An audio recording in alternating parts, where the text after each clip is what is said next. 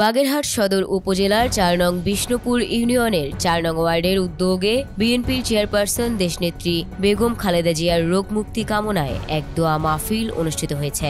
অনুষ্ঠানে সভাপতিত্ব করেন শেখ হাফিজুর রহমান এবং পরিচালনা করেন বিষ্ণুপুর ইউনিয়নের সাবেক ছাত্রদল নেতা ও সাধারণ সম্পাদক মোহাম্মদ ফয়সাল। দোয়া মাহফিলে প্রধান অতিথি হিসেবে উপস্থিত ছিলেন বাগেরহাট জেলা বিএনপির সাবেক সভাপতি এম এ সালাম। এছাড়া আরও উপস্থিত ছিলেন বাগেরহাট সদর উপজেলা বিএনপির সভাপতি নাসের আলী মালিক, স্বেচ্ছাসেবক দলের আহ্বায়ক জাহিদুল ইসলাম শান্ত, বিষ্ণুপুর ইউনিয়ন বিএনপির সভাপতি মোস্তাফিজুর রহমান, সাধারণ সম্পাদক মোহাম্মদ মিরাজ এবং বারুইপাড়া ইউনিয়নের সাধারণ সম্পাদক এম এ মান্নান মল্লিক। উক্ত ওয়ার্ডের সাধারণ সম্পাদক তৌফিকুর রহমান দোয়া মাহফিল সঞ্চালনা করেন। দোয়া মাহফিল চলাকালে বেগম খালেদা জিয়ার অসুস্থতার কথা স্মরণ করে এক পর্যায়ে আবেগ আপ্লুত হয়ে কেঁদে ফেলেন এম এ সালাম এবং আসন্ন জাতীয় নির্বাচনে ধানের শীষে ভোট চাই এছাড়াও আরও স্থানীয় নেতাকর্মী বক্তব্য দেন। অনুষ্ঠানে নারী পুরুষ সহ বিভিন্ন শ্রেণী পেশার হাজারো মানুষ উপস্থিত ছিলেন। স্থানীয় মাওলানা দোয়ার মাধ্যমে বেগম খালেদা জিয়ার দ্রুত সুস্থতা কামনা করে বিশেষ মোনাজাত করা হয়। দোয়া মাহফিল শেষে তবারক বিতরণ করা হয়।